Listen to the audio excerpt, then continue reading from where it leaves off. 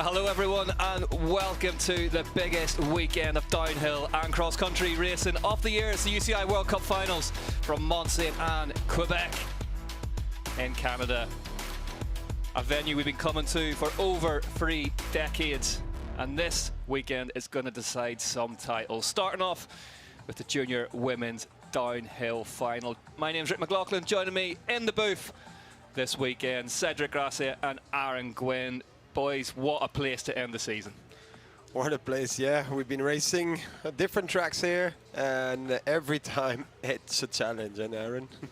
Yeah, I mean, what can you say about Mont-Sainte-Anne? I think it's the longest standing track in the World Cup circuit. It's been, what have we been racing here, 30 years or something? Probably my favorite track on the circuit. Last race to end the year. Got a perfect day for racing. Yeah, man, it looks good. It's stunning looking, isn't it? For all the people online who said it was going to snow when we got here. 21 degrees Celsius today. Conditions pretty much perfect. The team here have done an amazing amount of work on this track. We are predicted some big old weather coming this evening, but for the time being, let's enjoy the culmination of the Junior World Cup season. Here's how the standings look like. Valentina Roa Sanchez and Lisa Bouladou going for the title today. 2 fastest from qualifying yesterday. Then it's Eris van Leuven, Lees Bonheur, Sasha Ernest, Taylor Osgaard injured in a big crash earlier on this weekend. They don't have small ones around here. Amy Kenyon, Emma Eiton, Sasha Mills and Vanessa Petrovska are the top 10. Riley Miller's in 11th, just ahead of Ronka, Cushman, Vianney, Dudek, Leon, Grandouillet. But, you know, we've got to know these riders over the course of this season, Cedric, and the level of racing in the juniors is just sensational. I was so impressed. I've been, lucky enough to ride the track, and let me tell you, it feels like you've been doing 1,000 push-ups all the way down, you know? It's so hard, and level is incredible. Well, from someone who's never done 1,000 push-ups in their life, here is the track. Cedric, tell us about this one.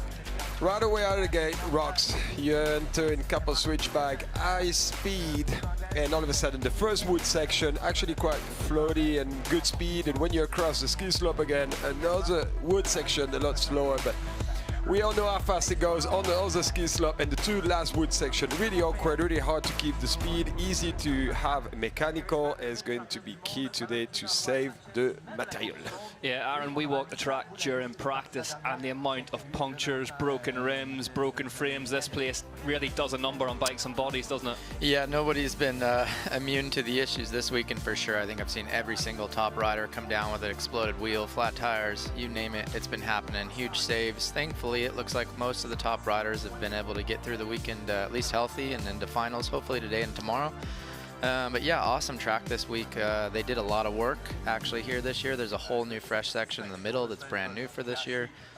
Some different stuff from last year. They do a lot of good coursework. The track's looking really good. It also has a lot of those classic sections towards the bottom that it's known for, and they're just getting rougher and rougher. I think that's where a lot of the mechanicals are happening. So yeah, the track looks really good this year. I'm excited to kind of see how it races. Yeah, 2.7 kilometers in length with a drop of 557 vertical meters. The theme really is just constant gradient. It's never really sort of Val di Sole Trentino super steep, but it's just that speed and intensity, Cedric, isn't it? Exactly, it adds up, and as well with all the practice, you know, your tiredness, and I think as well some of the, like Aaron say, okay, the track is getting built up, that's why maybe some mechanicals are coming, but as well maybe from, you know, the riders being tired and making mistakes and trying to change lines.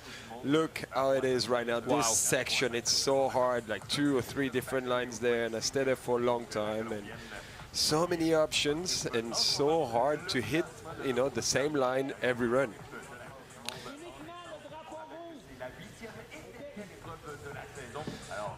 So we currently are experiencing a couple of technical problems up on the mountain, but we will bring you the race as best we can, maybe from a slightly reduced number of cameras, but it is a mountain sport and we're in the mountains.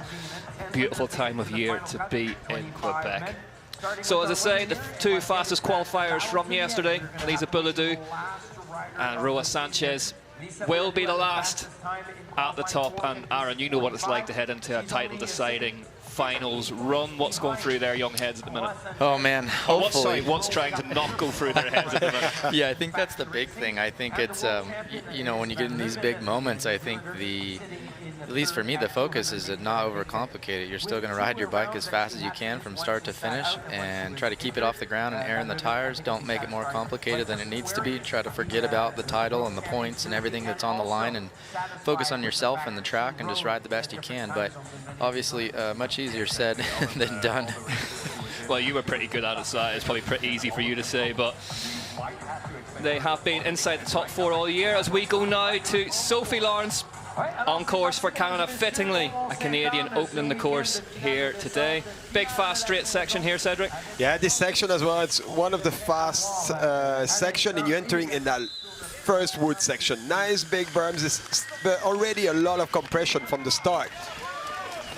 Hard to get all the lines in one, but this is actually kind of straight. Like one of this berm now is really damaged, but the more important, I think, is this corner to have a good exit speed, because you know it is placed here. Like you can place couple hard pedals. Yep. And those are really important, I think. You know, sometimes to make here. Yeah, we talked about the constant gradient, Aaron, but as we watch Sophie Lawrence looking really, really good for this section, actually. We talked about the constant gradient that you experience here, but at the same time, there's a couple of key pedals that you need to nail as well.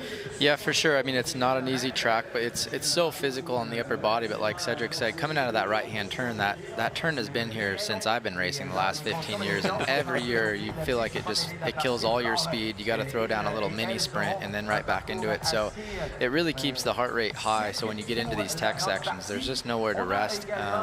There's definitely a lot less open ski run fast stuff. There's still some of the fastest sections of the whole year, but less than in the past. There's a lot more of this type of stuff. This is a new section from last year.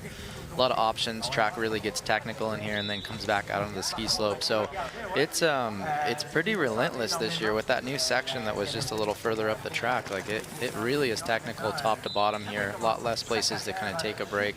And yeah, there's another one of those kind of flat sections that really, if you're really pushing for those tenths, is going to suck a lot of energy out of you. Feels weird to be talking about flat sections, doesn't it, Cedric, and Mont-Sainte-Anne, but they do exist. Sophie Lawrence here, the only Canadian through to the finals today. Done a lot of racing on the other side of the country over in British Columbia, Whistler. Yeah, that section we just saw feel like a little bit more like enduro, a little bit more tight, and you have to carry the speed because really important. It's the last big section before you go into big speed again. There is the St. Lawrence River, our first glimpse of it today. About as big as rivers get. Through that really, really dusty run into the Stevie Smith Memorial drop. Really blind off the top of that as well. Yes, it is, and intimidating too. Like when we walked the track, I couldn't believe, you know, I saw always on TV and I stand up on the top of that and I'm like, wow. And this speed here, I mean, it's fun, but it's a fine edge of having fun and being scared as well. Yeah. then and those two corners and the wood bridge, you basically just tipped onto the front axle there. Sophie Lawrence threatened to go out the front door, but got hold of it again. She heads back into this famous rock section in the woods.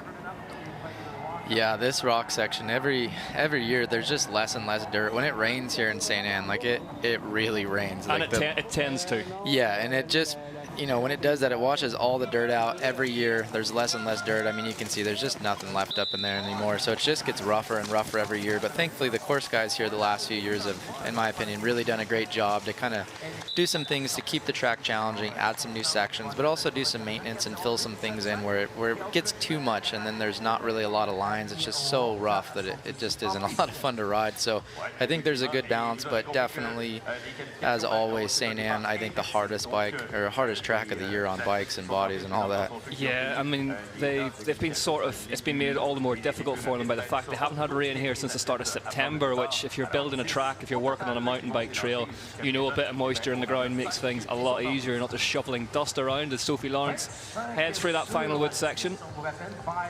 So again, we are just experiencing a couple of technical problems on the hill at the minute, and we are doing our best to bring you the best coverage that we can of this Juniors World UCI World Cup finals.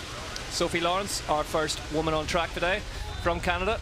heads down over the big double drop section in towards the finish line. So she's going to get us underway with our fastest time so far. 5:26.1 is the benchmark then. So Lisa Bouladou's fastest qualifying time from yesterday was a 4:56.458. So there's time up in them there hills yet.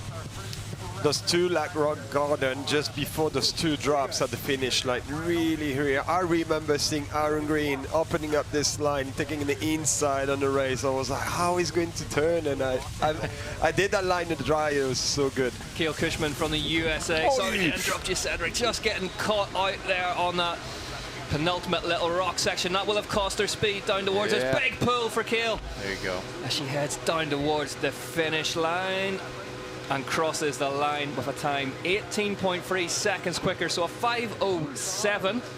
Just a reminder, yesterday's fastest quality time of 4:56, so we will see that. We're expecting to see that tumble, I should say.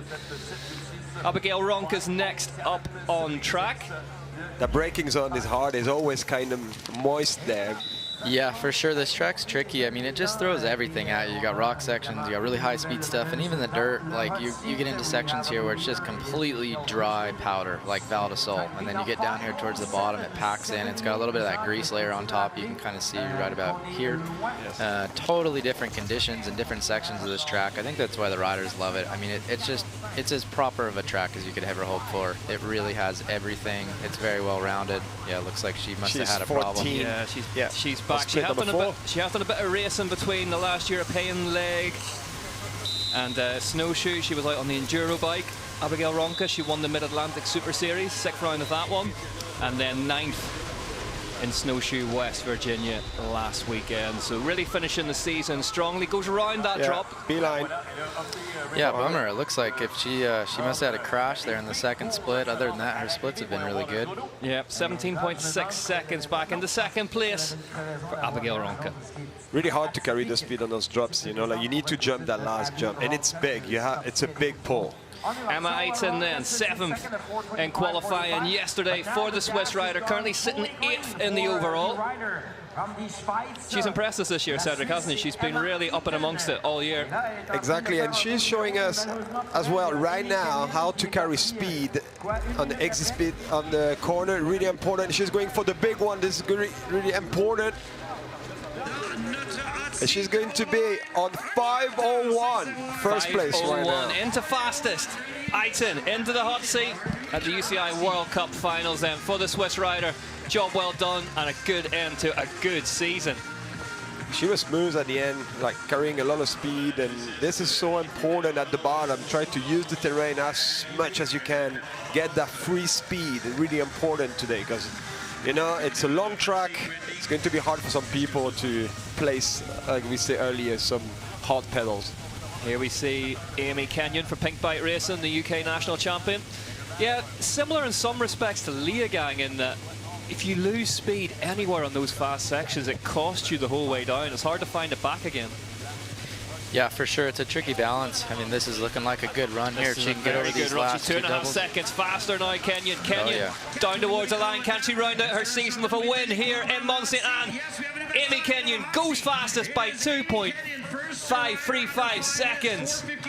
Smashes her last run of the year at the UCI World Cups. But here comes Sasha Ernest, the Kiwi, who absolutely cemented her name into this class in Val di Sole Trentino. Looking good for you there, Cedric. Looking like water, like super fluid, like not trying too hard, aiming the line she wants, but most important, she's not stopping the bike, and you need that free speed, like we said earlier, like there, you need to place those hard pedals, mini sprint, because you can lose a lot of time there, but at the same time, not throwing everything, because you're going to pay sooner or later. But she's good right now. Sprint number 3, 2.1. 2.1, so she's extending here, Ernest. Really one of the big talents in junior downhill.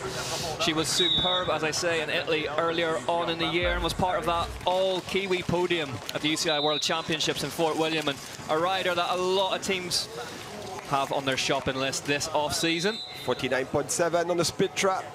Yeah, absolutely motoring the speed. We've seen speeds approaching 80 kilometers an hour here in the past. Brooke McDonald Downhill tracks don't come much burlier than this place, and talents don't come much bigger than Sasha Ernest. Yeah, it's so cool to see these juniors coming up. This next wave of riders, I think we're already starting to see a few of them. 3.2, sorry, I interrupted. 3.2 at 4 now. Yeah, looking good. But yeah, even, I mean, Jackson, Jordan, these guys in the elite men's. Valley was kind of one of those women that jumped up from juniors to elite and was just instantly so fast. I think the racing is just going to continue to get tighter. These riders are really working hard from a young age now, and you can see it. I mean, they're able to jump right into the pro ranks and be competitive. So cool seeing this next generation. This is looking really good. Going to be tight to that time. Gets back on the pedals. You love to see it. Sasha Ernest crosses the line 4.2 seconds faster than Amy Kenyon and goes into the hot seat. She won in Ludenville-Peyregout earlier in the year as well after that cancelled race session where the quality results were taken. But here is Lays Bonheur, French woman, the European Continental Champion. Cedric, you caught up with her earlier on today. What sort of form was she in? She's hungry. She wanted to, you know, that's the last race. She had, she prepared the bike really well. She went and see some, you know, some guys to have the proper, you know, like dial for this track. She's hungry. Yep, another one of those big name talents, and already with a UCI Continental Champions jersey on her back. Lays Bonheur. Yes, it's cool. Get to see some of that top section. These are the, you know, pretty much that first minute of track, minute and a half up here. From here down, you really just got Star Wars speed, isn't it? Yep. The last little bit in this open ski lift, this is just gets rougher and rougher every year. The line always moves around on this section of track because it gets rough, and the next year it moves over a few inches, and now it's, you know, there's it's just a lot more rock than it used to be. This is back into this classic section of track that's been there forever. Well, we are here in Lays Bonheur, really back at the splits, so has been down somewhere. We wait to see that as we get ready for Aries van Leuven. All right. Whenever you talk about junior women's downhill in 2023, this is one of the big talents free to go here in Mont-Sainte-Anne. Commensal Lesor. She won the UCI World Championships earlier on the year in Fort William. And we wait to see what the splits are saying for one of the big talents in downhill at the minute. Oh, looking good at the top though. 2.1 back at the first split though, but plenty of track left after that. Something happened on the first split, for sure, on the first wood section, because she was looking really good at the top. That first split, Cedric, really nibbly, sort of, you've got to be really precise. There's lots of sort of troughs and ruts that you need to get into and be really smooth and calculated. 3.4 seconds back, yes. So Van Leuven not really up and amongst that time, or Sasha Ernest. Yeah, probably I think a lot of people are going to have problems on woods number 2 because it's tight, and I think that's a wood section we actually got really destroyed. Oh, she lost the front! Goes down after the Stevie Smith drop in that right-hander. So such an easy place to crash, Aaron. Yeah, tricky one. I mean, as you can see how much dust came up when she went down, that section of track is just basically turned into complete powder. Kind of reminds me of the crash that Valley had at Leger. Yep. Just one of those ones, man. You push into that rut a little bit harder maybe than you have been in practice, and it just doesn't quite hold. So bummer to see her go down. Hopefully she can rebound here. If she can kind of get it back up to pace, there's still a lot of track left. Maybe she can make some more time up. She does have the crashes, Cedric, doesn't she? She would have been right. She would have been running away with the title really this year if it wasn't for a couple of helicopter rides, and she's been in the wars, but a tough character. Tough character, and I mean, I always kind of see her riding and have a lot of similitude with Valley. And, yeah, that's what I was going to say. You guys were talking about it earlier. Kind of reminds us of somebody else. You know, I think these junior riders have so much speed. Sometimes it just takes you a couple years to kind of find that limit, get a little comfortable, maybe get a little more confident with your skills and what you can do, where you feel like, oh, I don't need to push that limit. Like, I've got enough here, you know, kind of relax a little bit. I think it all just comes with experience, but good to just see you're healthy. I think when you're young like this, when you got the speed, it's just get through the seasons, get this experience. The more you can be on the track, you know, you figure it out here in the next few years. So I'd expect big things out of her in the future. Yep, the speed is a hard bit, and that is not a problem for Aries van Leuven. She's been absolutely scintillating this season. As we said, she's reminded us all year of Valley, the way she stays in the center of the bike, gets down low over the front of it, really aggressive style, and works her way down track well. It's 30 seconds back now at 4 after that crash off the Stevie Smith drop. One thing that's interesting too, I think with all the junior riders, I notice, you know, depending on body types and age, a lot of these riders they're still getting a lot stronger every year, you know, and you get this speed. Sometimes it's like the speed comes a little bit before the strength. We've seen Valley really, it seems like just one of the strongest riders now, but she's also smaller. Like Aries here. Pedals across to that drop, down to the line. Not the way she would have wanted to end her year, but by the look of it, she's fit and healthy and heading into the off-season undamaged. Yeah, good to see her get across the line. But yeah, like I was saying, she's just going to get better. You know, you figure out that strength to kind of catch up with the speed and kind of keep it all rolling in the right direction. Well, here we go, 2 to go, and this is the title fight as Valentina Roa Sanchez riding the bull out of that one, threatening to get tipped over the front. The Colombian in the UCI World Cup overall points leaders jersey has one more race run if she wants to take that title. Aaron, runs don't get you build all season for this, don't you? Do you arrive at it sort of suddenly? Does it come at you? Yeah, all of a sudden you find yourself like, this is where I've been working to be, and we're here. It's race day. We got a championship on the line, so this is looking good. I love her her technique, her riding style on the bike. You can see it really strong. She's putting those pedals in. Really like kind of how she's starting this run here. Never Outside of the top 4 this season, but it's the manner in which she's rounded it out. 2 wins at the last 2 races, and that's exactly where you want to be hitting that peak, I guess. You see the way she was, you know, taking the line. She didn't try to find those roots at the top. She stayed in a little bump been created with all the dirt coming down.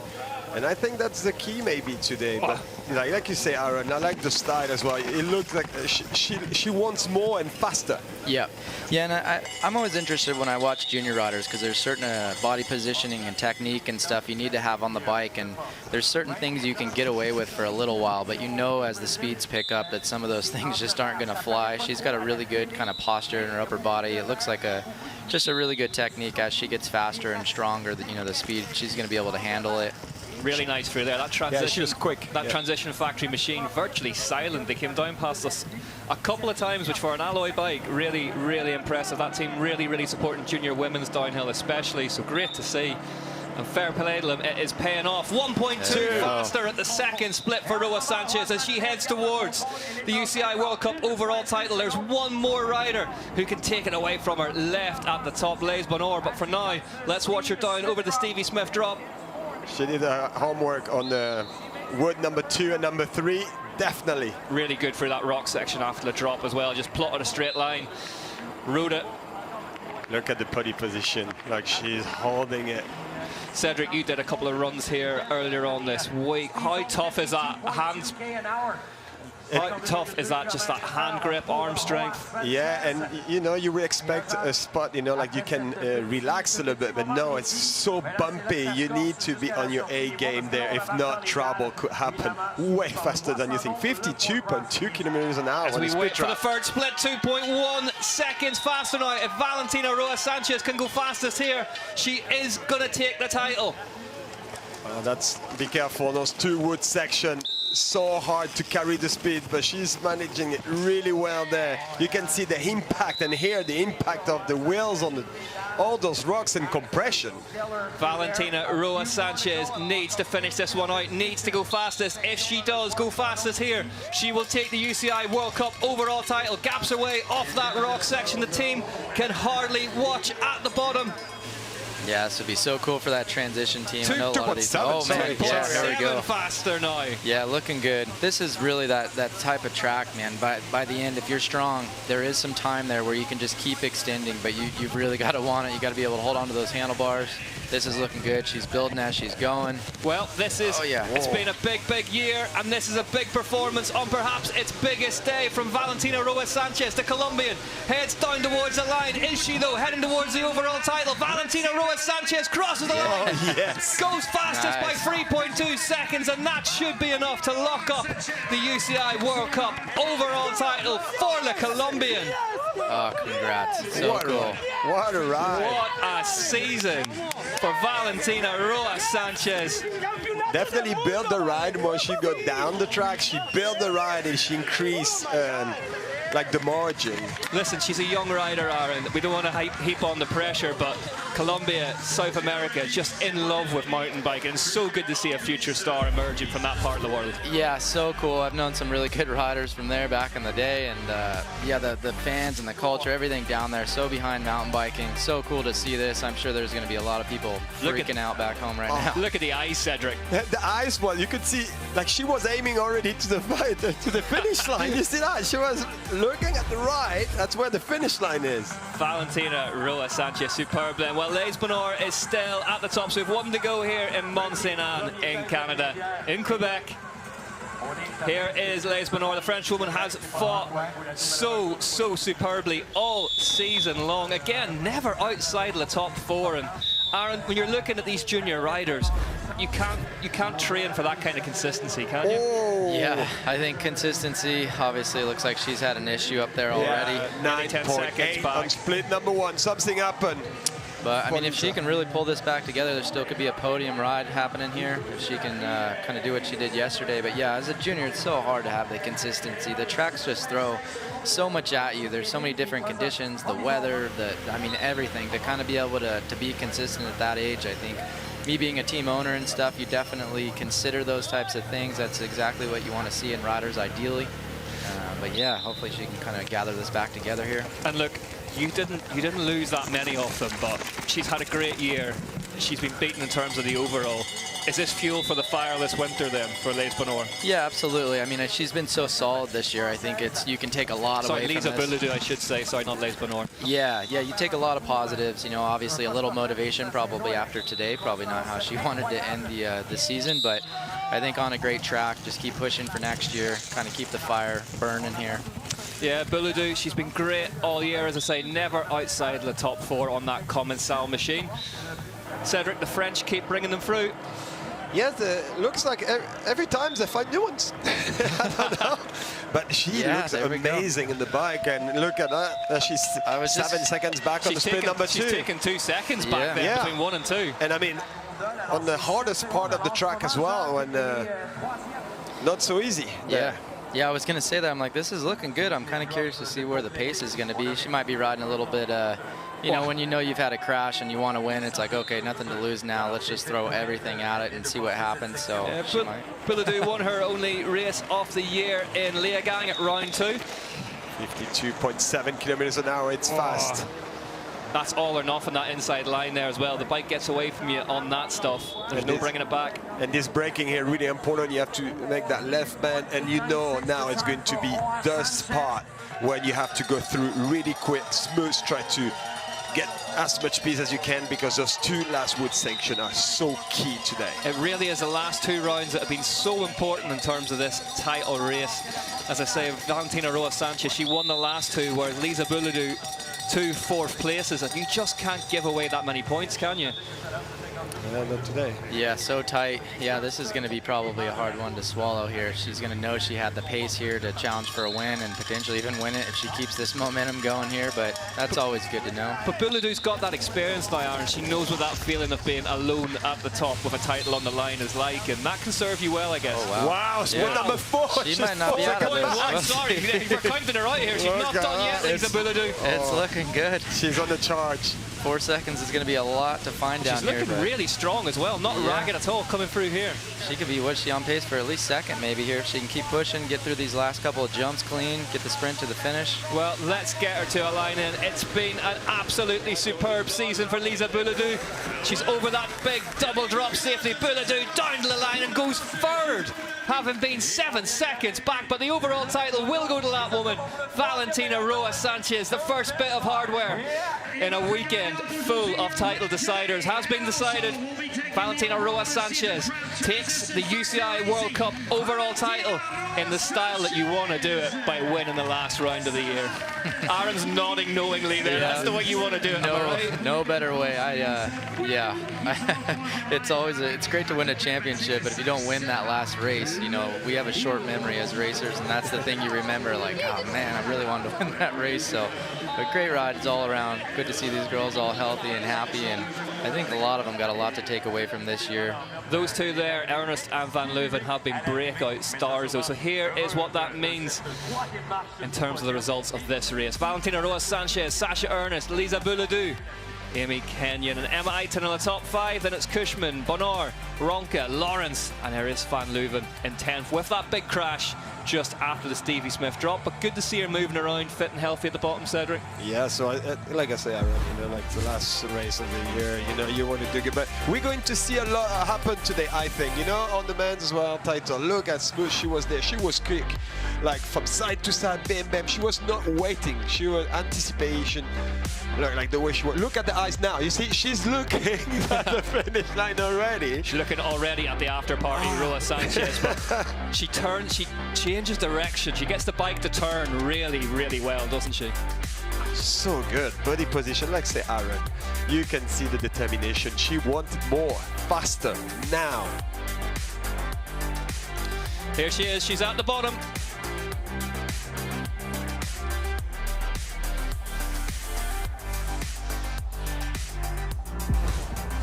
What a run to claim the downhill junior overall title. Valentina Roa Sanchez, how are you feeling with that? I feel so good. This track, I love it. And good run is conservation, but I'm feeling good. Second win, World Cup, and overall win. What makes Mont-Sainte-Anne so special? Yeah, it's so special, but my best result last year, I'm feeling so good for the track in the weekend. 18 years old, representing Colombia on the World Cup stage. Does it get much better than this? Yeah, I'm so happy. Gracias a todos los colombianos que me apoyan siempre. Congratulations. Thank you. Great to see, as we say, a Colombian rider taking a UCI World Cup overall title in downhill. Yeah, congrats. So cool to see. Championship ride, you could tell. It sounds like she conserved a little bit. She knew what was on the line. She managed it perfect. Really nice ride. You still got those big dominant nations, but I mean, Colombia winning a World Cup overall title, Ireland winning a 1-2 at a World Cup last time out in snowshoe. Everyone else is catching up.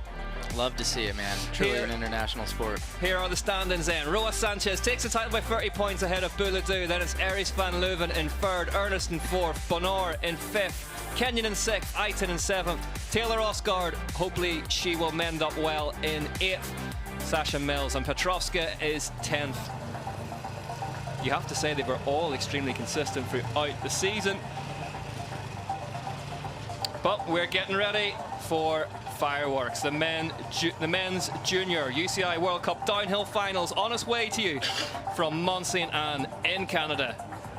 And yeah, there's been it's been a higher attrition rate than Predator this weekend, hasn't it? There's the top 5 in the overall, bar 1 I think are out injured. It's crazy, man. I mean, Pinkerton World Cup overall championship just wrapped that up last weekend in snowshoe. World champ. I think Bodie, like a lot of these guys are all out. I mean, Pinkerton out, Bodie out, Tomlinson out, even Evan Metcalf didn't qualify. Like a lot of these hitters are out today, so it'll be very interesting to see kind of how today plays out. There's a rider that could potentially get their first win of the year here. I think times were tight, if I'm not mistaken, yesterday. They were extremely tight. Yeah. The top 5 were within 1 second, but and we don't expect that here. Such a long track. So there he is, the UCI World Cup overall title winner this season, Ryan Pinkerton. We wish him all the best in recovering from those couple of broken ribs. Suffered big crash here. I mean, you don't, as I said, you don't have small crashes here at all.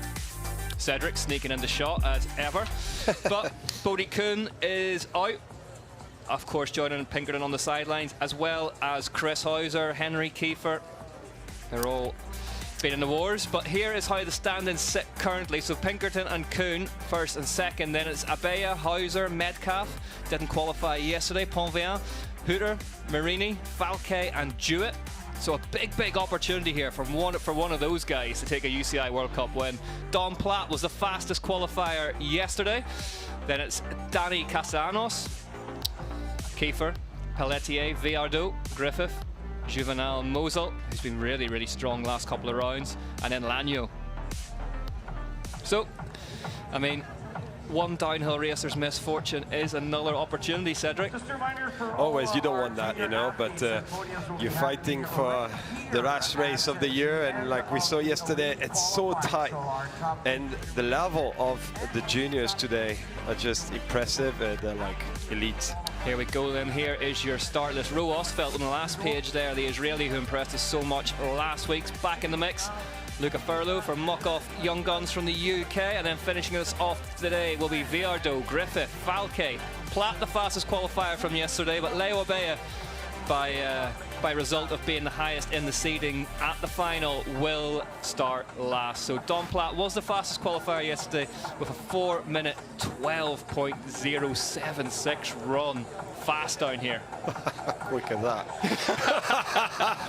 This is, for me, you know, like I ride the trail, and wow, it's just for me, I don't understand how quick they go and all the way down. Yeah.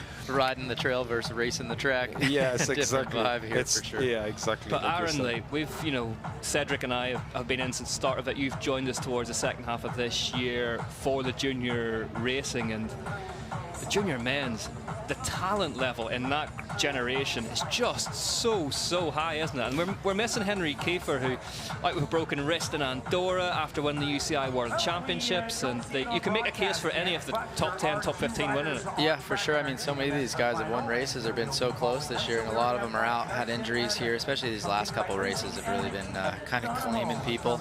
Here we go, getting underway. But yeah, so cool to see this next generation come up. These guys are starting to kind of get really close, as we saw with Jackson and Jordan last year in the juniors, to those elite men's times. But these, you know, some of these riders can jump right into elite, I think, next year and be battling for podiums straight away. So cool to see. Awesome to see these young kids working so hard too, really checking all the boxes, and the teams coming around to support them. Yeah, man, I'm excited. Yeah, that's exactly what you say. You know, it's little bubble here, but it's, you know, you want a spot in the team as well. And now we see them on TV, and you know, the sponsors, big teams are looking at them right now, maybe to be the future of their team too. Yeah. Then this is important for them. Of course it is. Wyatt Harrington, the Canadian, then gets us underway. This bit's so fast. So fast and not so smooth. Drop into the Val de Sol section here. We were standing there yesterday in track walk, and or actually during practice, and I was looking at that, the dirt and the way the trees and the roots and everything kind of come together there. It's like, man, if you took a photo of this and told me it was Val de Sol, unless I really knew what section you were talking about, I'd believe you. It's crazy, the diversity of this track. It almost has like every other track of the World Cup circuit all wrapped into one. It's kind of a playlist, isn't it? It's a mega mix of all the other tracks thrown together. There's bits of it like this bit out in the open, which is more sort of like the Leogang Lenzerheide stuff we see at the start of the year. Val de Sole, steep in the woods, and Wow, going fast there. hard left before the Stevie Smith drop for Wyatt Harrington from Canada. And you know, as well, you're getting out that wood section with a little bit slower than the first wood section. Obviously, when it's a little bit more open, and you're going to take the chance just to go as fast as you want, you know.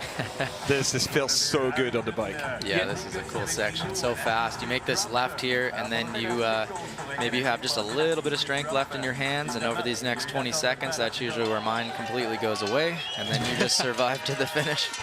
Yeah, we are experiencing some technical issues up on the mountain today, so apologise for the slightly gappy coverage. We're doing our best to get up to speed for this junior men's UCI World Cup finals. Wyatt Harrington, though, for Pink Bike Racing, is going to come down towards the line and set our current benchmark time. Excuse me. Are we going to see the first gap there? No. Yeah. Aaron, you reckon it's faster to double that step down or roll it? It definitely looks cooler. I've never done it. Yeah, every year we look at that, and I usually got guys on track. We were timing it yesterday, and it's so close, I think, to be able to just kind of push through it and keep that momentum. You kind of got to slow down to line it up, and then it's a big pull and a lot of risk. So for me, I think it's just not been worth the risk. I think the times are so similar, but there's definitely a lot of guys kind of just greasing it every run. So this is looking good, though. Wyatt Harrington over the big double drop, down the line, a 4:11.8. So our first rider on course today has gone faster than the fastest qualifying time. Already. Right, listen, you never like to say whenever you were right, but I did say there'd be fireworks in this one as we join Ethan Donohoe then at the top then, the Canadian for Outlaw United. Yeah, big run to start us off here. Good to see him finishing the run with air in the tires. It's been insane yesterday and today, just how many flat tires and broken wheels and broken everything, you name it. Today I was sitting in the pits and it was almost a surprise to watch a rider ride by the pits with air in their tires after a run. I was like, oh look, one of them survived. Yes. And it has to be said, the level of the bike, the level of technology in the bikes these days, the attrition rate mechanically isn't what it used to be in it. Whenever you come somewhere as fast and brutal as this, that section there full of just hatchet head rocks that want to take tires off rims, it's really noticeable, isn't it? Yeah, and the overall speed of this track is just so high in spots, and the oh, wow. Donahoe goes down! He clipped the front wheel at the bottom of that train. Yeah, I think it was already going wrong for him by the look of that split, but 16.9 seconds back and forth with a big crash in the woods. Good to see Ethan Donahoe not only up and moving under his own steam, but nailing that big double drop with decent sized whip to finish his UCI World Cup season. Fair play to him. Home in second place so far with a 4:29.6. So I mean, we're going to see a lot of them in berm in his wood section, like you say, Aaron. They're puffy, it's dust, it look like Valdisol, and they're just moving every run because every run been practicing this morning. More riders on the track. Yes, I saw some corners that did some good thing. You know, they put a little bit of concrete mixed with the dirt and they wait for the moist in the morning just to pack that. Yeah, it's good to see him stoked. He might have had 2 big crashes that run. Yeah. All right, here's a big team, big rider. Yeah, Vincent Juvenal. Really frustrating yesterday. I was with him at the finish line. He was like, not happy about his ride and he wanted to make it happen. You know, he's working hard, super good kid. And he's in the right place to learn, isn't he? The Scott Downhill Factory squad. Maureen Cabiru, 2 wins back-to-back, going for her 3rd in a row here tomorrow. Oh, no. That's maybe the noise we heard earlier. We can just see the rim broke. We can just see Rudy Eichhorn behind him. And look at the back wheel. I think the whole rim's gone. It just snapped. It snapped. This is what we were talking about. I mean, this has just been kind of the story of the day today. So many riders doing this. I think yesterday, 22 flat in the same spot. Yeah. Yep. No way. Yes, 22. It was crazy. I mean, you could stand on the side of the track and just watch every, 1 in 5 riders hit this one rock and blow the thing out. Man, rough way to end the year, but... There's Dylan Marino from Canada, as we have just seen heartbreak for Vincent Juvenal, who's been great this year as well. This corner is hard. It's like 2 corners in one. Yeah. I saw in practice like that. You hit the corner, line up the bike again, and hit the corner to finish basically the corner. Really tricky to see lines through this part of the track as nicely done there. Yeah, I like to see the, that was a nice little wide setup. Yeah. Yeah, this is looking good, real aggressive. I like, you see how wide he's getting set up for these little corners. All these like switchbacks through here. If you can just be another, 3 to 6 inches, a little wider coming into these corners, round them out a little bit better, keep that momentum going. It really pays off as you go. Yeah, different lines there. He didn't take the inside. I think you're right. Being more round, sometimes you get a better exit speed. For sure, especially right now. I mean, those turns up there are getting really dry and slippery. This track, as it really dries out, gets a lot of marbles on top, so there's not a lot of places where you can really push into the turn here, so you kind of got to round them out, be a little bit more patient. You can see the big buzz mark on the back of the trousers from that rear tire, the telltale sign that you're trying hard. Another one. Another one. I bet you. Oh, the wheel, The wheel again. Explode at the same spot. It's 2 in 1 picture then, so rear wheels. I mean, they have an insert tire and it's still, Yeah, that pink. that's fatigue maybe of the material. Yeah, that the pink part you can see there is the big foam insert that they have on the back wheel. Nicolas Brochet then from Canada, hoping to keep air in both of his wheels, not only air but the rims in a kind of a round shape, which we haven't seen for a couple of riders. The bikes are just getting so good these days. This track is so fast and rough. It's like, the weakest link is going to fail eventually, and unfortunately, tires kind of seem to be that sometimes. 5.7 seconds back then for Brochet, 5.8 at the 4 split, but 55 kilometers an hour through the speed trap. Rudy Eichhorn, you can see, working his way down behind him, I think with a puncture. Was down earlier on, the FMD Canyon Collective rider. Yeah, gave a little bit away in that top split up there, but other than that, he landed all the way down there. The rest of this is looking good. Junior men's downhill, what can you say? Nicolas Brochet crosses the line, 2nd place after that superb time from Wyatt Harrington. Yeah. Be interesting to know too. I know a lot of these kids are friends. A bunch of Canadians in this race today. I'm sure they all got their little inner battles going, see if they can beat their buddies. And this one's going to run all winter in the WhatsApp groups as well, isn't it? So this one matters. Oh, so technical, the entrance there. You know, you're coming super hot, super fast. You have to reset entering the wood section. And today it's a little bit better, not as much different between the light and really dark in the woods. And this wood section was like not so dark, but this is what it counts, you know, like flat out. Jake Polito, another Canadian in the Outlaw United squad on the big Santa Cruz V10. The inside line here, it's so hard. It drags you down, out of the corner. Well, I saw that line and I was like, wow, you want to make this even straighter? That left-hander there, the approach speed to that is through. Oh, he saved it! Saves it off the Stevie Smith drop. Well, I don't know, is that turn maybe really rutted out? Yeah. Is there a hole there or something? You remember what I told you when I was riding early in the days? I'm like, this corner is already super, super loose. Did you get that rut started, did you? Was that you? Yeah. Or did you blow the rut out? Yeah, exactly. 2.5 seconds back for Polito. He is in touch here. He was nearly 3/10 up at the first split, so it's just moved away from him slightly, Polito. But a good run here. He's clearly taking the risks. He was doing good on the split too. He was still in touch, and his take, cost him that 4.4 in split number 4 now. 55.9 kilometers an hour. Yeah, hard one to see. I think some of these taller riders, I think they put a lot of weight in their hands when they ride, kind of just naturally. And by the end of this track, if you're not really keeping that weight in the legs, the hands and arms are going to completely go away. Kind of seems like he's standing a little taller on the bike. I'm sure those arms are burning, but still good run here. Polito down the line then, 4:16, goes second.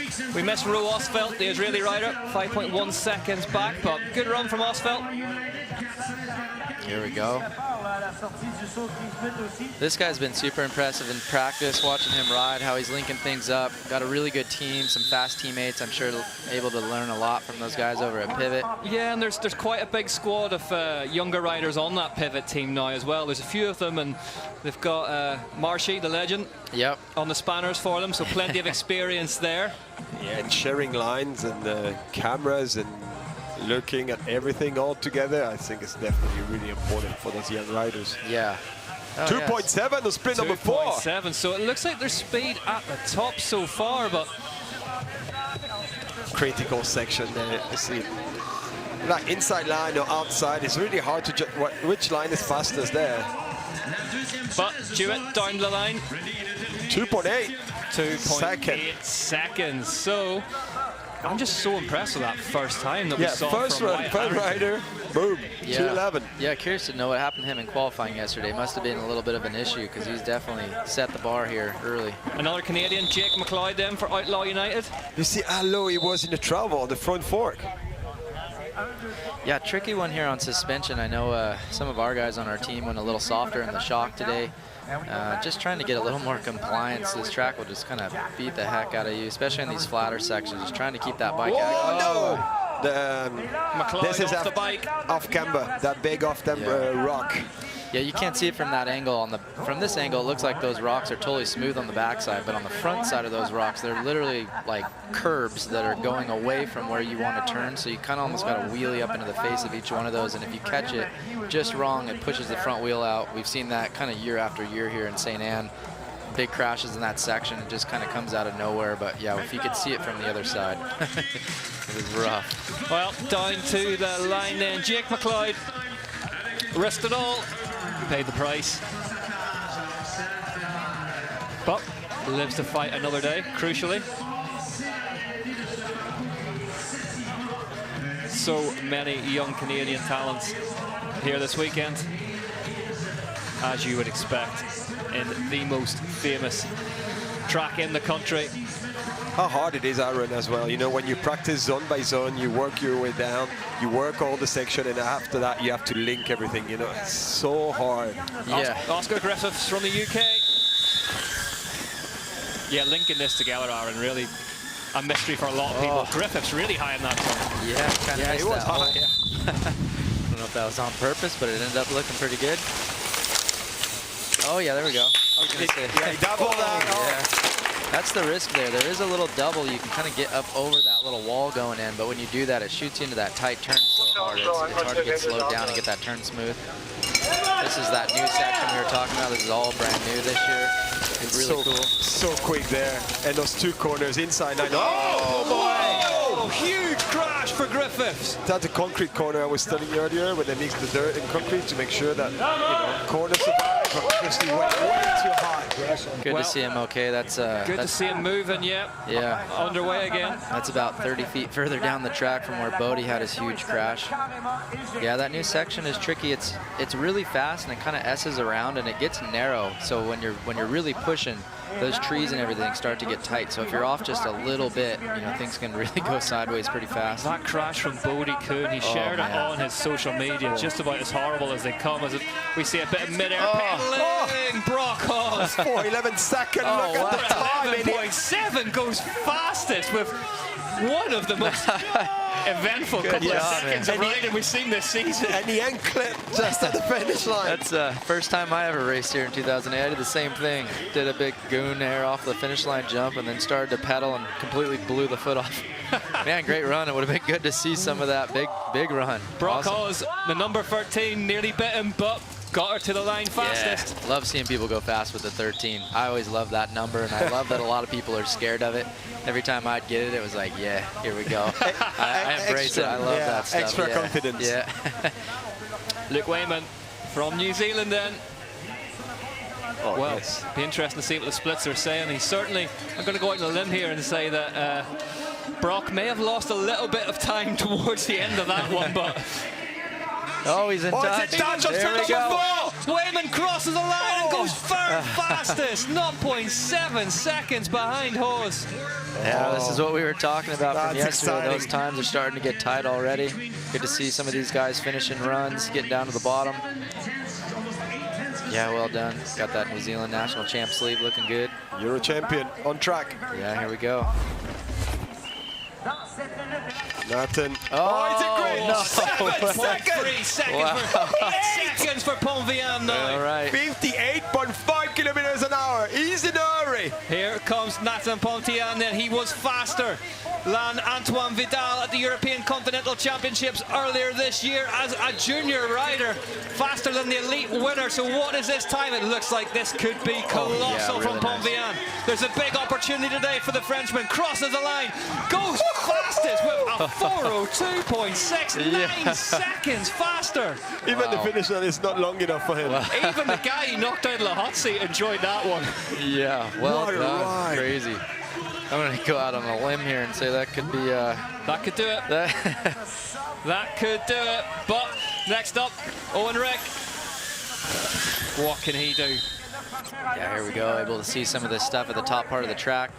Yeah, I find this part really interesting, to try to be able to carry the speed, get the good line. It's 3 line there. We saw you there looking at the 3 options. Yep, I got all the options. I know all the good lines on this track. Yeah, we tried to distract you by chatting a little nonsense to you, but it didn't work. Yeah. There we go. Broken wheels, still making 12 seconds back 12 for the 5. back for Owen Rick, the UK. Yeah, in touch with that next group there, but as we saw, man, really set the bar there again, like a whole new bar. Kind of destroyed the old one. Yes. The old bar the old bar is gone. It's been an absolutely fantastic year of junior men's downhill racing as we get Owen Rick to the line then with a 4:17.1 and 8. But Aaron, how important is TV time for these young riders? Oh, it's good, man, just to be in these big moments, have the cameras, have, I think it's really cool to be able to even have these juniors televising stuff now because you're able to watch your runs, hopefully, and be able to learn a bit. It's really hard to kind of know what you're doing when you can't see yourself ride. That's always been helpful for me, especially with some of these drone shots now. Yeah, this is looking like a good run. Yeah, Danny Castellanos. He was good all year. Like I was looking at this junior. He's fast. And it's a long time, Like it's cool to see a Spanish. Oh man, really good at this level. I saw Andreas Kolb do that yesterday. Rattle that pole off that fly off, and that's the sort of margin we're talking about. And people have some, football pads there. 58.3. Yeah, he's cooking. 3.8 on split number 2. Back. Reminds me a little bit of another flying Spaniard, Angel Suarez, Hermano. Not unlike him, 5.4 seconds back. So it's currently Ponvian, Hawes and Harrington at the front of this one at the UCI World Cup Finals here in Mont-Sainte-Anne. Yeah, like you said, and Cedric, he's been looking really good in practice. I stood on the side of the track in West Virginia last week, and he just looked really aggressive, carrying good speed every run. And you know, those riders. when you talk with him, he's super calm, and when you see him, there it is. went for it! Yeah, first person to do the huck. Wow! Oh, that thing is loose. It's a huck and a half as well. They land on the rock too. Yeah. 6.5 back on split number 4. Yeah, and that rock right there used to be kind of under the dirt, so there was dirt to land on. Now it's a foot-tall rock, and if you case it, your whole bike snaps in half, so you want to definitely make it over that. I saw Jack Redding hang it up yesterday, and it's a big, there's no soft way to put that one down, is there? As we get Daddy Castellanos down towards the line in, what can the Spaniard do after pulling that gap? The first one we've seen to do it, then the wood second by 7.5 seconds by a 4:10, but Ponvian, what a run that was for the Frenchman. Oh, yes. Yeah, man. This is another rider I've been watching in practice. Looks really good. I thought it was a guy that could potentially challenge for a win this weekend. Mike Leon Hooter, we've seen that Galmuk spike basically stuck to the ground, such as how well it works all season long. And this track could suit it. Could be really, really stable for this fast, choppy stuff. Oh, it did good there. Inside, not too high on that kind of hip. It's pretty high. It's pretty hard landing. Yeah, that shark fin is a bit weird. You really got to carry your speed out of it because it's a long straightaway after. Yeah, this is fairly in touch, looking good. Yeah, it's one of those riders as a junior you watch ride, and I'm just always impressed by kind of, it doesn't look out of control, looks like technically really sound, smooth rider. Big guy as well, big frame on him. Yeah, so yeah. 7th in the overall at the minute for the Swiss rider, Mike Leon Hooter. And he was 8th fastest in quali yesterday. So that bike, belt drive, gearbox, pretty much upside down fork. It's got all the eccentricities, but it clearly works. Yeah, pretty cool to see the equipment and kind of how everybody's pushing it now. It'll be very interesting to see what happens over the next 5 years or so. I think there's going to be a lot of cool stuff coming out. 7 seconds back though for Mike Leon Hooter. Lost a little bit more time on split number 3. 55.9 kilometers an hour. I mean, that's pretty quick. I mean, competition breeds it though, doesn't it, Aaron? When we've seen UCI World Cups decided by 1/10 of a second this year, and that means that there's absolutely no space for any detail to be wrong. Yeah, totally. I mean, you can't really, you gotta check all your boxes, as I like to say. You gotta have your training, your nutrition, you know, your whole program, your bike, your team. It really takes all those things kind of coming together at the same time to be winning these days. You can't really have any major weaknesses and expect to be competitive. So cool just to see all the athletes putting in the effort, see the sponsors putting in the effort. I mean, it's a legit career. I can say personal experience. I mean, if you do it right, you can really have a full-on professional career racing downhill mountain bikes, which I think is really cool. Well, Mike Leon Hooter's career has been done absolutely no harm at all this season. He doesn't understand his timing. He's like, what? Yeah, I would say he's not going to be the only one looking back and thinking he had a good run. And yeah. How hard it is this mentally. It happened to you before? No, probably never, but it happened to me a lot. I try to be on the other side of that. But no, sometimes it is difficult, man. It's sometimes you're the hammer, sometimes you're the nail, I guess. Well, Hugo Marini will have the hammers out for this one. Another big young French talent, and he's already wearing the name of one Max Commensal, which kind of cements that status. 3.2 seconds back at the second split though, 55.5 kilometers an hour through the speed trap for Marini. Hard braking there. You can see the dust. Yeah, this looks like a good run. It is crazy what Max has been able to do with that whole Commensal team. I mean, you see these guys come down the hill with these kits, and there's just it's just building this sort of, I don't know, like aura around that team and that vibe. When you see somebody in that kit on that bike, it's like, okay, this is somebody to watch. It's almost like factory Honda back in the moto days. Yeah. They've really turned it up on the team side, and I know there's some teams kind of trying to catch up right now. Like they really go after all those little bits. They got a really good group of guys. Cool to see Max at like almost every World Cup too. He's really passionate. He's always in the finish line, you know, kind of pacing back and forth, waiting for his riders to finish. And he hangs on to it, doesn't he? Hangs on to that win on Saturday in our case, sell on Monday. Yeah, I love to see what he's done, man. I mean, it's just been good for the whole sport. 9.3 seconds back for Marini though. Yep. But, as I say, on that squad, Muck-Off, Commensal by riding addiction. The factory team's so ravaged by injuries this season. But on that team, a great place to learn and plenty more races ahead for Hugo Marini as he comes down towards the line to round out his UCI World Cup season. Marini crosses the line, 6th position, just off the podium for 12.9 seconds, a full 10.3 seconds slower than his compatriot Paul Vian. Yeah, crazy. That battle between, what, 3rd and 7th is all really tight. Those top couple guys. Let's jump on the drone then behind Luca Furlow. Oh, this is so hard. It's like those 2 drops there. It looks like okay on TV, but it's really rough. 2.4 split number 1. So 2.4 back for Furlow. Muck off Young Guns. Another really good setup supporting young racers. Really nice through there from Furlow. Yeah, I like how he's riding at the top. You can see him, he's kind of rounding those corners out. He's also like real light on the bike. He's kind of popping over stuff, catching little backside, so he doesn't have to pedal so hard out of every corner, kind of generating speed with the track naturally. That's kind of how I like to ride. I don't love pedaling, so I try to find speed any other way I can. It's interesting, chat to Jamie Edmondson in the pits earlier, and he said it's a funny track because you've got to be content with your bike not feeling that great everywhere. Yeah, and sounding like it's going to break in half everywhere. And sometimes breaking in half. Yeah, it was crazy standing on the side of the track yesterday, man. Some of these bikes that go by, full factory race machines, they just kind of sound like a bucket of bolts. Yeah. You're like, man, they're just holding on for dear life. Like a drum kit being thrown down some stairs. Yep. Yeah, interesting to see where this time is at once it pops up on screen. He's looking pretty good. Yeah, it looks smooth. pretty good to me. Good. Like, even the high speed, he was so clean. Like, try to, don't brake too hard on the high speed corners there. Yeah, he seems to kind of see it. He's standing a little there. high on the bike. Did look fast from Furlow, where we are just awaiting the times. This looks pretty good to me. This is going to, look at that, 4.2 on this first step down. Here we go then, Luca Furlow down towards That's a good one. Oh, 9 for 10.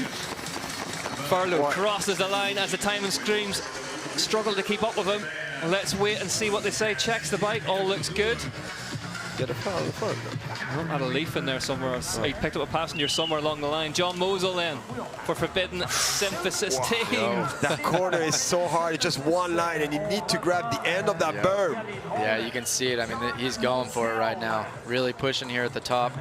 It's an interesting one because you can really expend a lot of energy up here high and try to really lay it down. And he went outside. He's going to back up. Yeah, he went just out. That is the rule of downhill. If you leave the track, you've got to go back and re-enter it at the point that you exited it. Good awareness from Mosel. He will not want to end this season with a DSQ, but I think his hopes for a podium today have disappeared with that.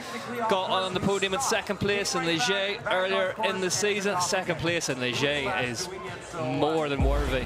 So he's had a good year. But huge crash from Mosel. I'm glad the net was there. The net just took the speed off the top of it, but John Mosel. Yeah, boy. Wow, thanks the net. Wow. Kids are tough. It's crazy. I don't know what's going on in there. That's not a section I would think would be causing so many issues. I'm curious if there's a big hole or something has popped out, or maybe that rut has just completely gone away. We've been over it. It's that big rut Cedric left in it during the course preview. It's probably my fault. Yeah. Kimi Viardot then from France. Super confident yesterday. He knows he's capable to do it. I talked to him at the bottom. He said everything was fine, and he have some more in the tank. Can he deliver today? Kimi Viardot. Kimi Viardot on course. Whoa! Another rider who had a good time in Ligier. 5th there for him. Oh, yeah. He's pushing down. Yeah, that exit speed was good in that corner. Yeah, what I was going to say on the last ride, I'm like, you can really push and try to gain some time up top, kind of give yourself a little room to play with potentially, but you also expend a lot of energy up there. So if you're going to really be riding that edge and fighting for it, you got to be fit enough to, not kind of come unraveled at the bottom. Look at the shot. You see the shot just following the ride. You see the suspension. Oh, yeah. 1.3 seconds back for Viardot. It's good. In touch. Yeah, I like to see it getting those pedals in. That section. Oh, yeah, nice. Whoa. Whoa. Yeah, that He's gap on is a mission. gnarly. Full pull from Viardot.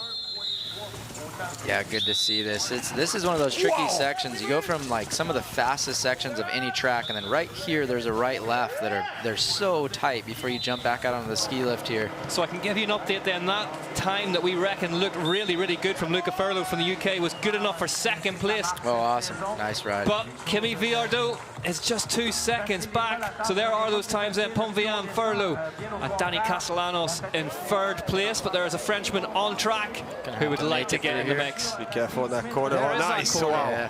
Perfectly done. Through the CG rut safely.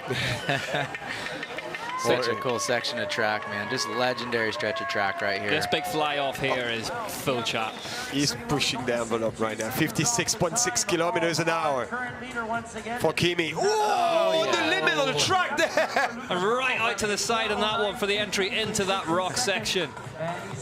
Fair play to him. That was absolutely flat out from Viardot. Yeah, seems about a second off every split, so he's 3.4 just a back, tick yeah. off, but looking good. 3.3 now. Oh, that looked good. Whoa. Yeah, hold on to it. Getting tied up slightly on the way down. That noses it in through there. And still have time for couple pedals there. See if the huck's on. He seems like he wants it. Get the feeling from what we've seen so far it might be. Yeah, so gnarly. Viardot, no. squashes. Oh, nice. See Yeah, that that's in the good. crack between the two He rocks. lands so close to that rock Yeah. on the rider's right though. And it's so narrow. 4.3 seconds, so as Aaron said, about a second disappearing per split, but it's been all action from Viardot. Yeah, great run. Love to see the aggression down deep. You know, it's like, it's so hard to kind of will yourself through the bottom of this track when you're that tired, to keep kind of being aggressive, keep going for it when everything's just burning and maxed out. So good run for him here. Getting down very really good. low behind the bars throughout. Viardot crosses the line with a big manual. 4.9 seconds back into 2nd place then. A run that was really deserving of it, but you have to say that time of Nathan Pontvian, absolutely superb. Ryan Griffith, now of Pivot Factory Racing, another one of Bernard's youngsters. Yeah, great Big to guy. see. Yeah, another tall rider. A tall, really tall guy. Whoa, right over on the side of the bank. Great to see Ryan Griffith in action here, but what are we going to see? Whoa. He's okay though. Oh, when I see, you know, hands first like this in the roots, I'm Yeah. always so scared. I don't like when they pop in with a slow-mo shot. No, you get that feeling, don't you? That sinking feeling. But Griffith up and moving under his own steam. Yeah, good to see him okay after that one, hopefully. Aaron, have you ever raced in Saint-Anne when it's been this dry? Cedric, have you as well? Like, both of you would have experienced it. Most of the time I was in the rain. Yeah, I was going to say, usually in the rain, it has a habit of raining on race day, right? I've practiced here a lot in the dry. Very rarely ever raced in the dry. I think last year was a little bit dry. It was kind of the opposite. I think it started a little wet. We had a World Champs the year Sam Hill won here. Can't remember what year that was, but it was so dry, that like white powdery dust all the way down, and then just downpoured for race day. Was that 2010? Yeah, it maybe? must have been something like that. And he missed a lot of the season with injury, hadn't he? Yeah, And then came comeback back from ride. Worlds. Spanked all of us. Falke then, French national champion. He's been great this year. Can he round it off with a big result? Different line here. I saw Finn doing that line. It's a little bit smoother there. Yeah, tricky one. So blind when you come over that, so you just got to remember where all the rocks are on the backside and kind of know exactly where you're going to go. That braking zone for me was like, wow, those rocks. Yeah, he seems like he's starting to hang it out. Oh yeah, he's in touch here, real close. Yeah. Nice. It was way inside on that corner. Oh, he's This is looking good. Getting Yeah. in and out of those corners. Yeah, you can tell that trail speed just seems like it's just a tick up from a lot of the guys. A really good blend of aggression and accuracy here from Milan Falke. He's had 2nds and 3rds this year, as well as that French national title win. He'd like to go one better today in terms of UCI World Cups. that was good there. Yeah, really good. Got that double and the corner. Yes. Into this fresh section where we've seen some issues. You can just tell, like, as you start to go fast, things that you could kind of roll through, you start really G'ing out into them hard. Then you get into this full fresh loam section. Oh, did good there. It's on the little berm just been created from all the dirt going down. It's at the top now. It's a lot of roots there. Falke's been great this season and gives you an idea of just how tight things are at the top of this title race. He's 9th in the overall French national champion, but it's been, as I say, absolutely superb this year. It's good. I like the way he's pumping, using the bike, the suspension to try to get the bike keep moving. Nice! Whoa! Big exit speed there. Yeah, got it clean. It's interesting there. There's kind of two lines. You can kind of square it up real tight between the trees up above it and then do the double from the outside, or you can round both trees and double from the left, but then it really squares you up into that corner harder. So that line he was on definitely has the better exit speed of the two options. That looks fast. Yeah, that wood section was so quick. 1 second back on the split number 2. Falke putting a run together here. He's within a second of the hot seat. Nathan Mont-Sainte-Anne currently residing there with a time massively quicker than the fastest qualifier from yesterday. But what can Falke do? Throwing some roost up there. Yeah, it looks good. I mean, the aggression, the speed, everything looks there. There's just been a few little mistakes that I think are adding up here and there. But overall, I mean, he's got a chance to win this thing if he can put the bottom part of this track together. But he's going to really have to nail it. Nearly 60 kilometers an hour. Big speed. And then turns left and heads towards the big rock section in the woods, and the track changes completely. Here he comes, Milan Falke into the woods. Hopefully still got air in the tires here. Yep, nice little double into that backside. Oh, good exit speed here. Don't even have to pedal. A little step off there. That's where I actually broke my rim right there in that year. I won in the rain, and thankfully the tire and everything held air and it held together. 2 seconds back on split number 3. Yep, squashes the huck. Yeah, just 2 seconds now back, so he's got a load of work to do here, Falke, if he wants to come down to win this one. After that, it's like a long, you know, not long, but you need to pedal so hard. You're in the grass, crossing the ski field. Part of the track too, where sometimes I just take my fingers off of the brakes and just death grip the bars because there's nothing left. But man, good run for him. This time is coming down. Yeah, please feel free. Please feel free not to try that one at home as Milan Falke heads down towards the line, almost loses it in the gravel. Second place for Falke, but 3.7 seconds back on that time of Pontvian. Yeah, man, he really had a good run. You can see him extend there towards the bottom. 2 to go. And Don Platt from the UK is next up on track in the UK National Champions jersey. Fastest in qualifying yesterday. Starts with one other rider to go after that. Oh, yeah. Oh, it looks so clean. Cedric clips the pole. Cedric gave that one the chef's kiss in the commentary booth. It looks so good. Don Platt. We went through the start of this year saying we haven't seen the best of him, we haven't seen the best of him. Won that session yesterday, and you could visibly see the change in him. Yeah, looking good. He looks so comfortable. Definitely one of those teams, another one of those junior riders, man. Such a good environment. This team is really putting a lot in with Atherton Racing. I mean, G and Dan and Rachel, like the heritage behind this team. So he was 0.6 seconds in touch at 1, but he's 2.8 back now for Platt. So serious effort required now if he wants to win his first UCI World Cup of the season. Yeah, looking good. Solid run here. But yeah, as we were saying, I mean, teammates Charlie Hatton, Cole. Oh yeah, big huck off of that. Yeah. Definitely a great environment. You know, just keep on that trajectory, keep learning, keep getting better. 54.5 kilometers an hour through the speed trap for Platt. Yeah, it's looking smooth through there. It made it look a lot sketchier, or a lot less sketchy than it actually is. Cool to see all these juniors too. I mean, every one of them pretty much is running the national champ jersey. All the best in their country. Pontvian, Falke, Viardot. It's an all French 1, 2, 3 at the minute. Can Don Platt from the UK do anything about it? We are missing the series overall winner from this season, Ryan Pinkerton, with those 2 broken ribs from yesterday. So there is a UCI World Cup to be won today. Who can take it? He's 5.2 back on split number 3. Lost quite a little bit of time for split number 2. Oh, big hug. 5.2, massive hug in the woods. That's, yeah, stuff of Mont-Sainte-Anne legend, that particular gap. 6.2 back, though, for Don Platt, so it is moving away from him. Yeah, fair play. Made that look easy. Looks really good. Yeah, crazy. So many of these guys look like they're having good runs, but just a little bit off, man. He threw something special down there. Well, we said this at the start of the broadcast. There is a UCI World Cup win up for grabs for maybe somebody special today. And Nathan Mont-Sainte-Anne has put a run down here as Don Platt crossed the line in 5th, more than worthy of winning it. There's 1 to go at the top, and it is Leo Abella. Yeah, disappointed about his run a little bit. Here he is for Commensal Les Or. What a season this team is having. Landed deep there. Just had time to make the corner. Yeah, this could definitely be a challenging run if he can put this together. Been watching him in practice. Looks good all week. Abea is in touch at the first split, so he's 7 tenths. Pedaling, man. Pedaling, he want more. It can't have any gears left in it, that comment, Sal, can it? Oh, no! Leo Abea! Oh, look, he was in touch as well. The tire has come off the rim. Yes, no, this morning, sorry, on the last boot section, I saw a gap. The guy just exploded the rim and Here we go. Kashkar. Oh. Where is it?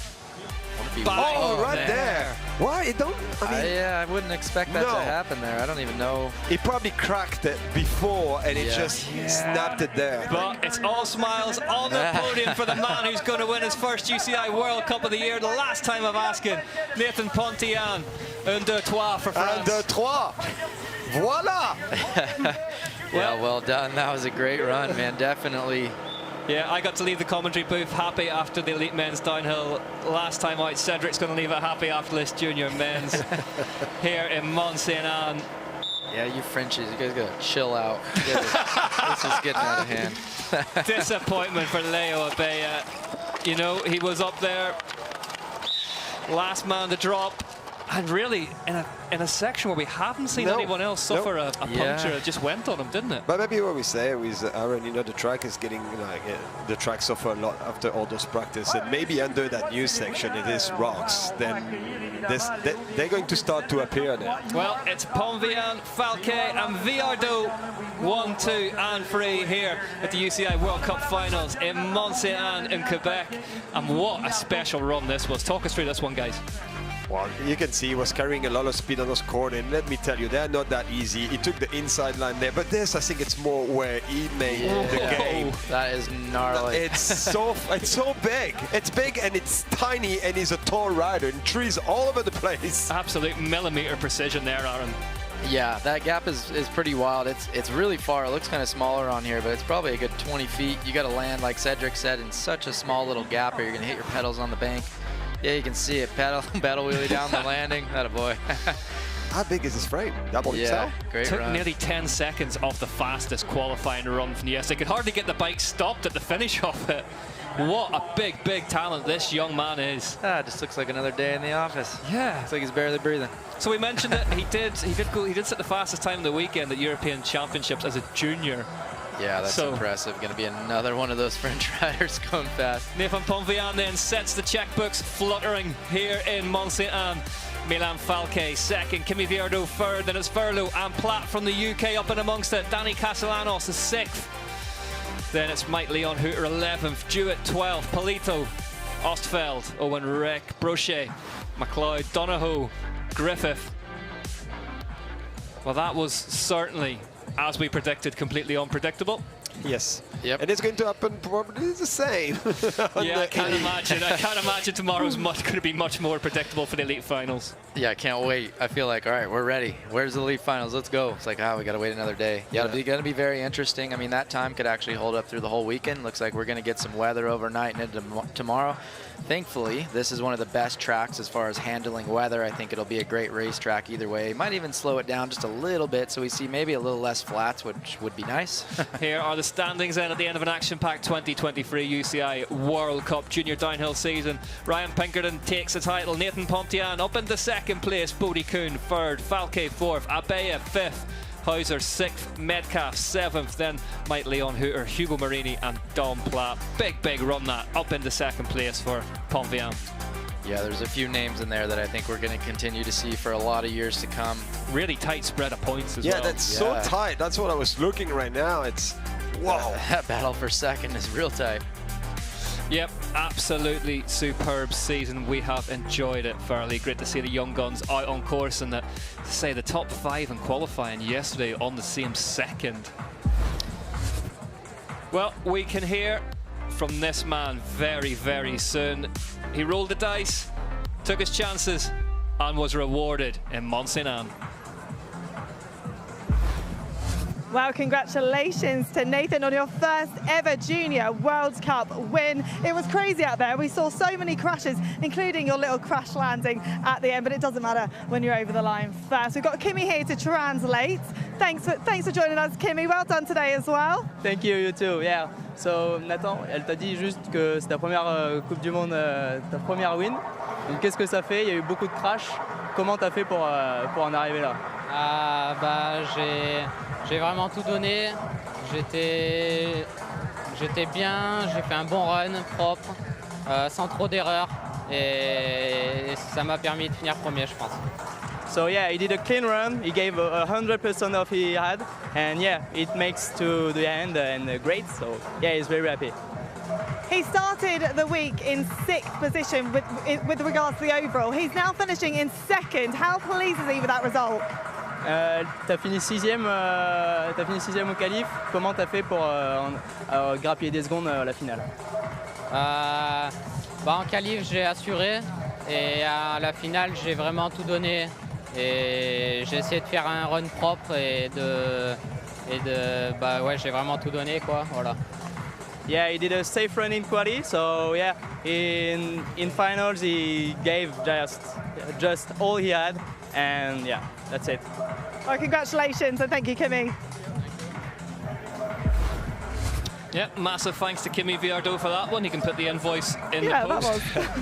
He's had a busy day and he still had time to translate for us, but that man there, Pont-Sainte-Anne, a big talent for the future, Cedric. Yes, he proved us today, like you said, the way he chilled Sorry, in the Tim, did you say something else to me? But yeah, he proved like, I mean, he was not riding on the edge. When we look at him, the way he was doing that big gap in the second wood section. 4:02.6 then. We are predicted a bit of rain tonight. Aaron's already called it. That may be the fastest time of the weekend. Falquet second, Viardot third, France 1, 2, 3. Then Luca Furlow, Don Platt from the UK, 4th and 5th. Like Leon Hooter, Jewett, Polito, Ostfeld, Owen Rick, Brochet, McLeod, Donahoe and Griffith, top 19. But you can see where the accidents started happening towards the bottom of that top 20. This track, absolutely no respecter of reputations or mechanical strengths. Took out a few back wheels along the way. So here's confirmation of the standings. Ryan Pinkerton, we crowned him the overall series title winner last time out. Nathan Pont-Sainte-Anne leapfrogs his way from 6th up into 2nd with that wins first of the year. Not a bad time to do it. Bodie Koons 3rd, Milan Falquet 4th, and Leo Abea was 5th.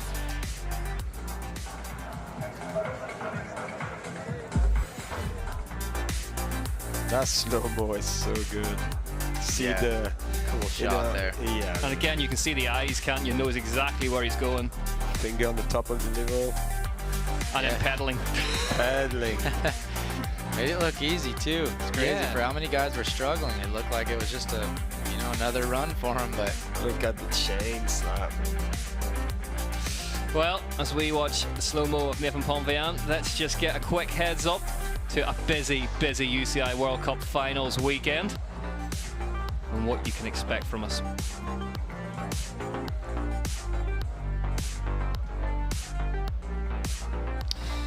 So later on this evening then, the cross-country short track for the elite women, cross-country short track for the elite men. Tomorrow, all about downhill on the toughest test of all, Mont-Sainte-Anne. Semi-finals for the elite women, kicking us off 4:45, and then into 7 o'clock for the DHI elite finals. Sunday, all about cross-country Olympic. We'll deal with that when we get to it. A big day of downhill to follow tomorrow. I've been Rick McLaughlin, he's been Cedric Gracia, and he's been Aaron Gwynn. Thank you very much for watching. Big day ahead tomorrow. Book your seats in the sofa now. We'll see you there.